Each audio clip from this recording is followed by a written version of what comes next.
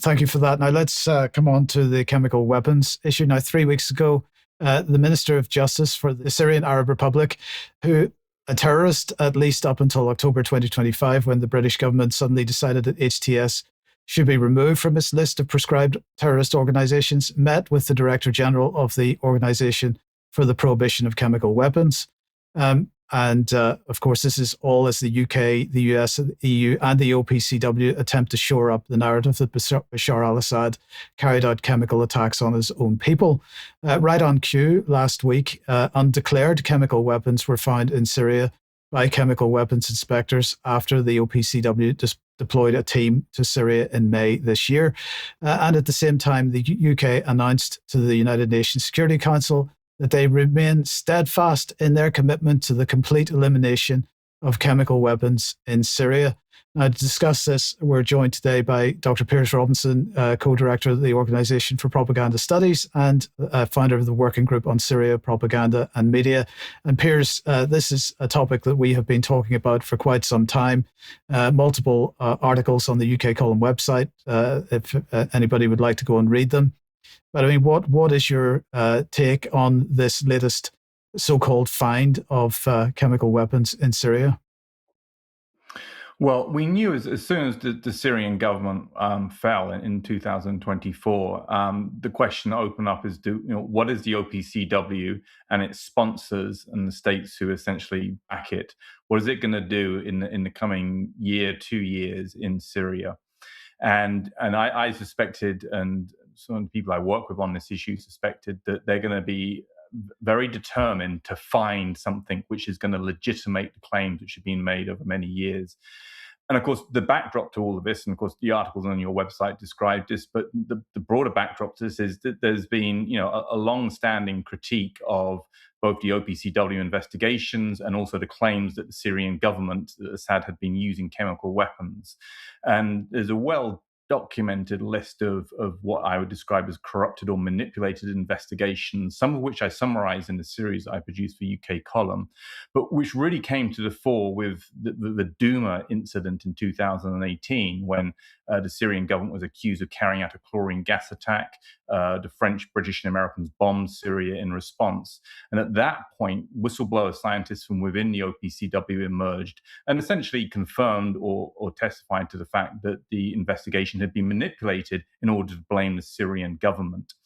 And at that point, it became an international issue in terms of the OPCW investigations being corrupted, being influenced by the Americans, the Brits, and the French in order to essentially point the finger at the Syrian government as for carrying out these attacks.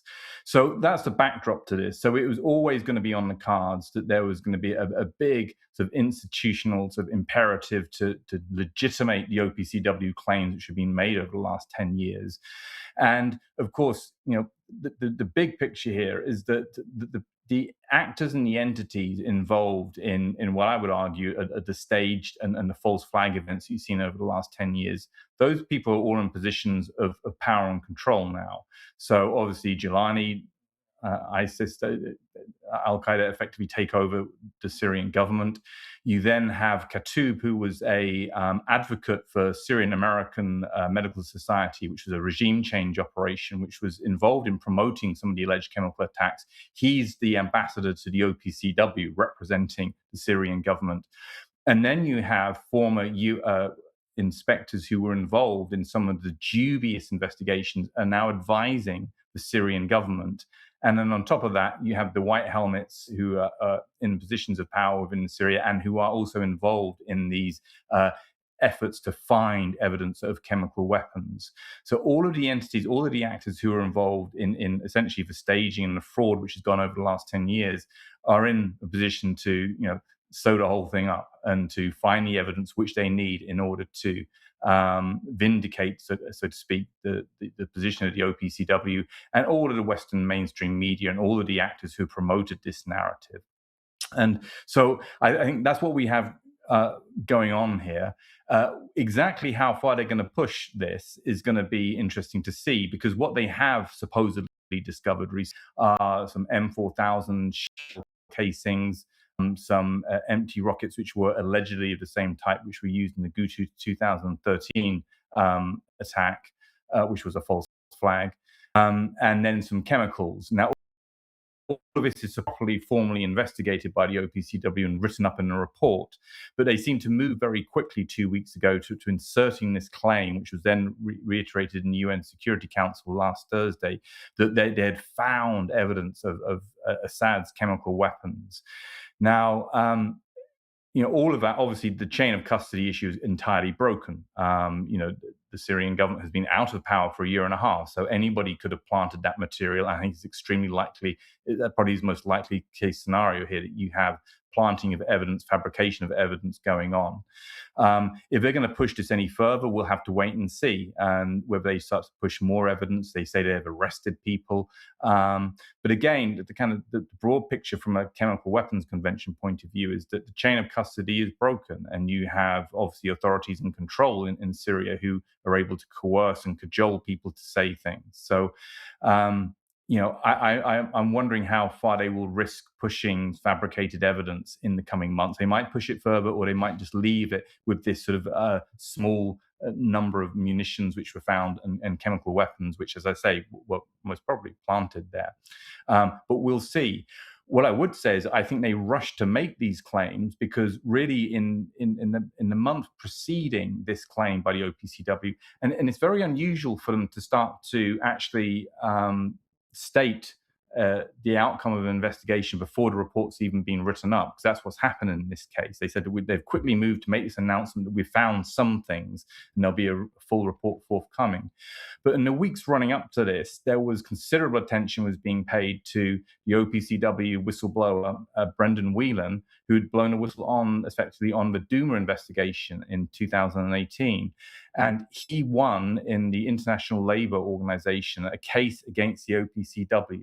And the outcome of that case, and that was in January of this year, but the outcome of that case was that not only was the OPCW found to have mistreated him, made false allegations against him, essentially as part of a smear campaign to shut down the inspectors, but it had also confirmed that critical toxicology advice from German chemical weapons experts that the civilians killed in Duma were not killed by chlorine gas, which of course was the official claim.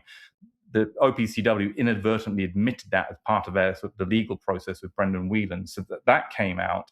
And then also confirmation that, in fact, the inspectors who were asking the questions during the Duma investigation were sidelined. So all of this was essentially confirmation of what we have been talking about for the last 6 years after the Duma incident. And I work alongside Jose Pastani, who is the first Director General of the OPCW, and Hans von Sponeck, who's a former Assistant Secretary General of the UN, and we've been representing the scientists who blew the whistle on the Duma investigation. So essentially confirmation of all that had come to light through this ILOAT legal action by Brendan Whelan. And I think they've moved very quickly to try and squash that confirmation in terms of the public sphere by releasing these claims of what their inspection team have found. So, I mean, to summarize all of that, I think, they've been engaging in deception for many years. I think the evidence is very clear. And I think this was confirmed with the Duma case and with the scientist whistleblowers who came out in regard to that. And they've obviously made a calculation. They need to maintain the deception and they need to carry it on. I think, when you think about it, there are a number of sort of factors working together here. You have the OPCW has to shore up its reputation after what happened.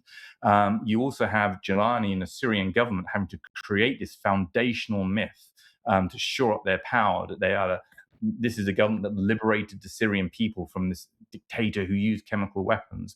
So it's important from that kind of nation-building propaganda point of view to maintain this lie. And then finally, these incidents, and it goes back to Guta 2013, the evidence are that these are false flag events. They're false flag or staged events. They involve the intelligence services of Turkey, probably Israel, certainly UK and France. And some of these incidents, as with Guta 2013 and as with Duma, involve the murder of civilians for the purposes of these events. So this is a very dark secret, which I think the intelligence services of both with Turkey in relation to Ghouta 2013 through to Duma, and the British MI6 intelligence services are extremely keen to make sure that this stays absolutely buried in time and in history. And so that's why they're doing all of this. Russians, I see my time is running out. Russians kicked up a fuss about this at the UN Security Council, saying chain of custody, there's no way you can trust these findings. The Chinese made the very important point that we must return the OPCW to operating within the Chemical Weapons Convention. And they made the point that all of the Syria operations and all of the Syria investigations have become a hallmark of a politicized OPCW operating outside of the Chemical Weapons Convention. And they insist that it must be returned to operating within the CWC once this Syria phase has ended. So clear condemnation there certainly from China, that these operations, these investigations are not scientific, they're not objective, and they're essentially there to serve up or support the narrative which has been pushed for a long time, a narrative designed to enable the regime change war against Syria, which, as we all know, was successful in 2024. Piers, thank you very much for that report. That is fantastic.